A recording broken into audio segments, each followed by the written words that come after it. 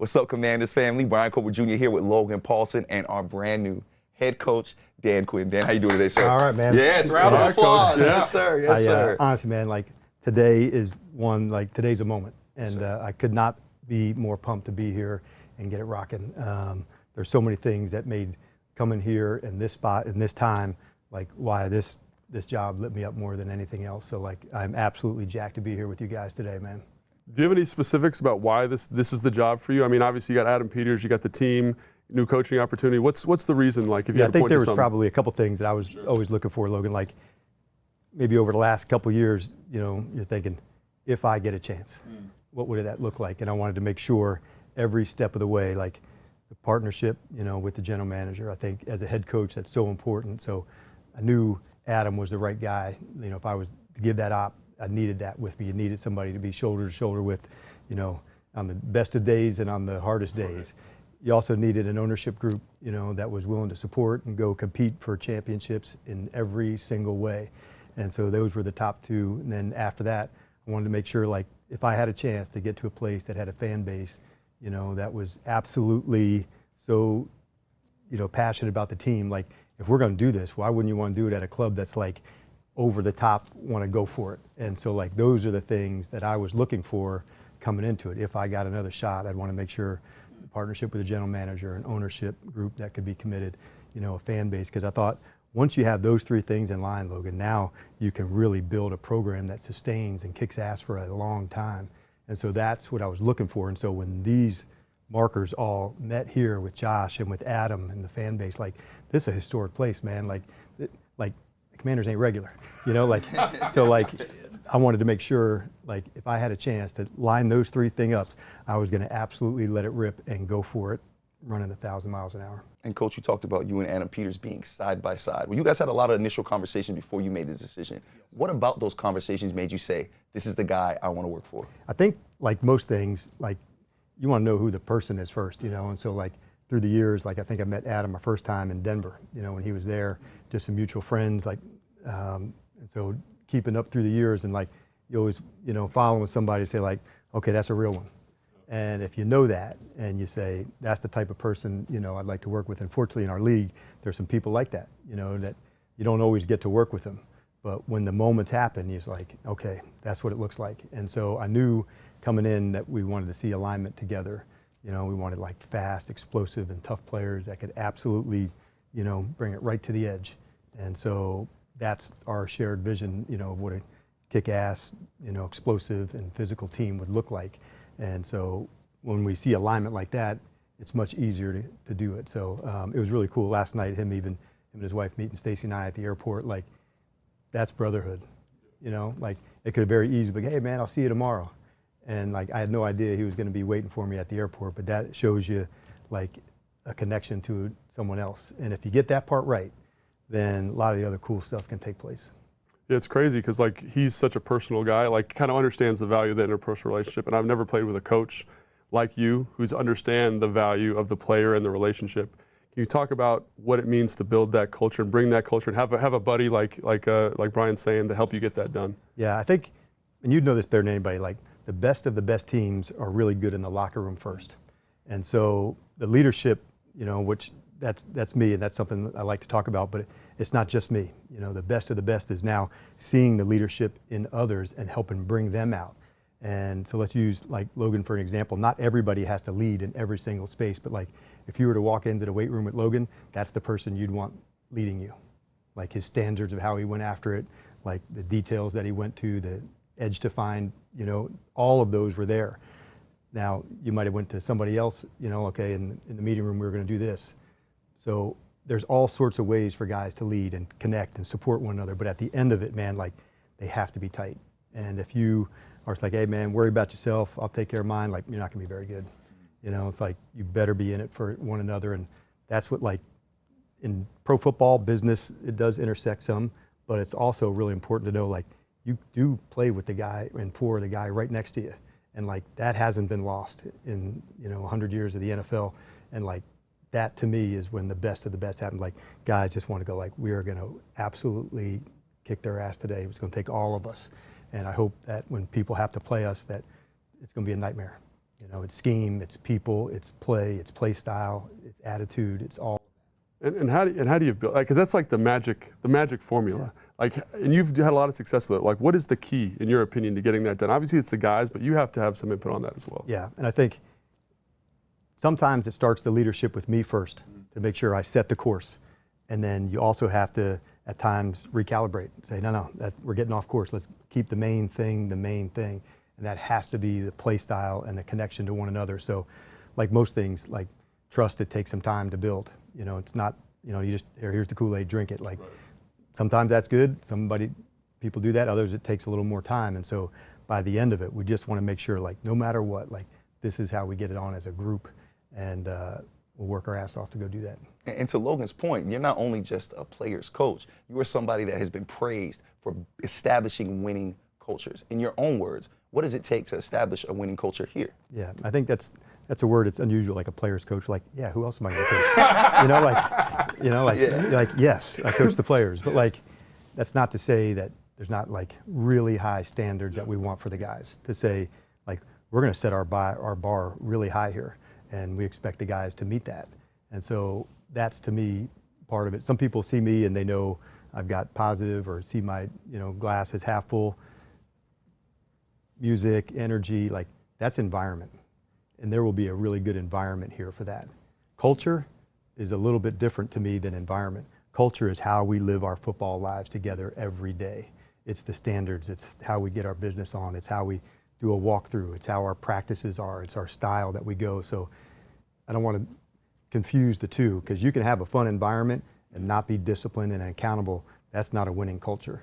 So a winning culture is like all of us knowing that, like, this is our role together, and every person here matters of how we get it on together. And so I want to develop the guys, I want to develop the coaches, because once we're starting to develop more players, more coaches, like, it just starts to build momentum. And when you got guys like Logan who can then help teach the next one, then you got something.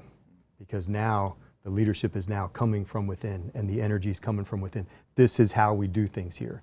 So in year one, it'll look different than year 2 and 3 and 4, because together we're going to establish the winning standards that we need here. And that won't be just me. They'll be a very big part of that. Yeah, and you talked about coaches and how they're a big part of that. Obviously, you got the 2 coordinators coming in.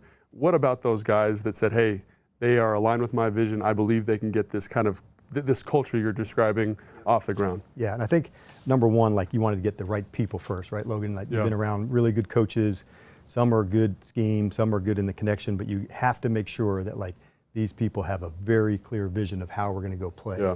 And if you know that, I don't want, a group unto themselves. Like, we're all a team. Sure. And so I don't want it to just be the offense or just be the defense. Like, this is how we do it together. So I see Joe and Cliff battling like crazy out in the practice field, and they should. Yeah. But at the end, we're all still together.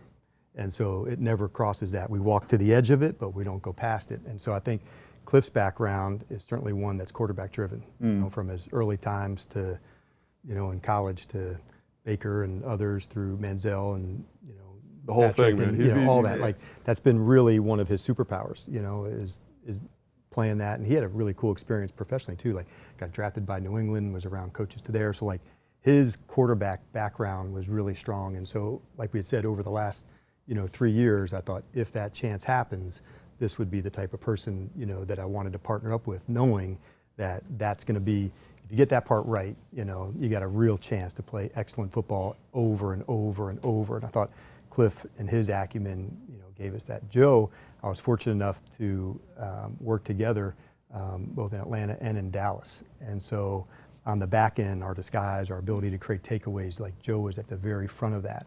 And so to lead the league a few years in a row in creating takeaways and turnovers, like, that was, the driving force in Joe. So, like, to play good defense, I think you better be a good tackling team.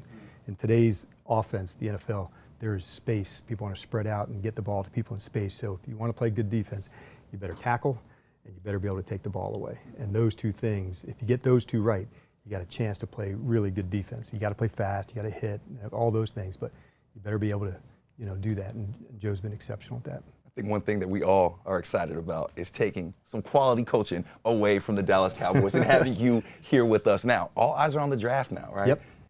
What are you most excited about being in this position again, being in this seat again when it comes to draft? Yeah, I absolutely love the process for the draft. I always have. If I wasn't coaching, I think I would have gone into the military, probably won. But like if I wasn't coaching and I was in football, I would have wanted to be a scout. I love looking at players to see what unique things a player has, and then how would we feature them. I can remember early on, a scout saying, "Well, he's a little undersized. He doesn't run that great." I was like, "God, I can't wait to watch him. Let's put it on." Like I like to find this is a unique player. He's a 6'3" corner with 33-inch arms, and he's got great ball skills. Like that is something like, okay, how would you feature someone like that? And he'd play at the line of scrimmage and do things that are different. We certainly did that through the years with other players to say, if they have unique traits, how would we find and use them on our team? And so that's what I look forward to doing with Adam, to say, if we selected this player, he's our starting right tackle. We draft this player, he's the hopefully the third linebacker. And by doing that, you at least create a vision of what the player can become. And then it's our job, and one of the best parts, and you guys will see it, once you get here, explaining that vision to what the player, to what he can be, because they don't know that. And coming into the NFL, it's super hard. I don't know where I'm at. And so putting a clear pathway for them to be at their best. We're not going to miss one step of their development, but knowing what they can become, that's what's so exciting. And so seeing a guy like Deron Bland do so well, to say he's got great ball skills and he can play inside and he can play outside, and knowing that he didn't miss one step in his development, that's the coaching player connection that I love so much. And I can't wait to do it here. There's plenty of players that I'm looking forward to. I haven't even had a chance to see them and be around them yet, so I look forward to that. I think that's so refreshing to hear as a former player, a coach that understands oh, what can I get this guy to be? You know what I'm saying? Yeah. How do I maximize what he does? You know what I'm saying? And where does that come from for you? It's because it's a special quality. I've been around a long time. It's a special quality. I attribute it back to my first time in the NFL. So I'd been a college coach for 7 years before I went to the NFL, and I went to the 49ers, and it was the last year of Bill Walsh as the GM there, and going through that process with him and another coach there by the name of Bill McPherson. They'd been a long time kicking ass to go, but it was what unique traits did a person have. And so when you're in college, this is a good player, he's a tackle, he's a receiver, and you just kept trying to reload. Well, here it was different. Could he just rush the passer on third down? And so they were telling me stories of a guy who won a defensive MVP, didn't start, named Fred Dean. And so it was is he a short yardage fullback? It was so specific, Logan, that it made me dig deeper into what a player could have. And so through the years, I can just think different people who come in, we had a defensive end named Michael Bennett who was so quick, but he wasn't really fast, but if you put him over a guard, he was dynamite. Right. And so finding all these unique ways to put players into different spots was fun. And so in Dallas, that was Micah Parsons. Could he be a linebacker who could rush and blitz? And then you put him at the end. Let's see how that goes. All right, that went pretty good. Let's try some more.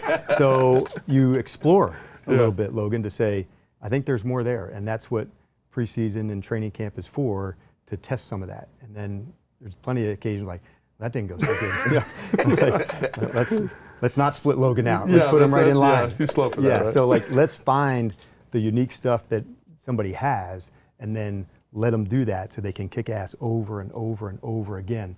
But you do have to go through the process, and you have to be open-minded about what someone can do. Can a receiver carry the ball at running back? Yeah, a lot of them are really good at that, but we don't generally think that. And quite honestly, Logan, basketball has inspired me to look differently. Right. Because Giannis doesn't have to be just a 5. He can carry the ball up the court. Where you don't have to just say he's only this position. And so by becoming a little bit positionless and teaching concepts first and then putting people into positions, it allows you to have a little more freedom to try new things with new people.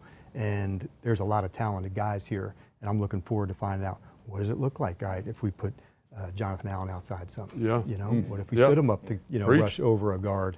And what it would look like to put other guys in the backfield to carry the ball. And so those are things that I like to do, and sometimes they work, sometimes they don't. But if a guy has special traits, that's my job, as the coach and Adam, to say, here's the best guys that give us a chance to play championship ball, and let's find unique stuff to have. And that might not be even every game. There might be a 6'4" safety that's long, but he can guard tight ends. Right. And so Is that important? Yeah. There's some guys that are hard to match up in our league today. There's long, fast tight ends. There's, different styles of players at running back to say not every player can guard every certain kind of player. So you better not make the mistake to find the wrong matchup. And so defensively, you better attack that as well.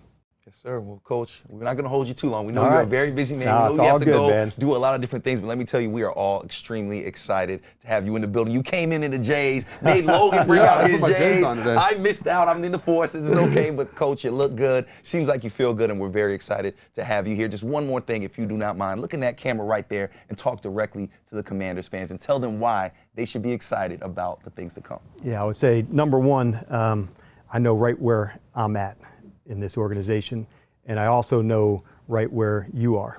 And I want you to know that every person here, every man and woman who works in this building, every player, every staff, and every fan, you are all part of this Washington Commanders team. And together, let's create a nightmare for teams that have to come into our field and say, I hate playing there. And this is why. It's the personnel, it's the scheme, it's the play style, it's the attitude.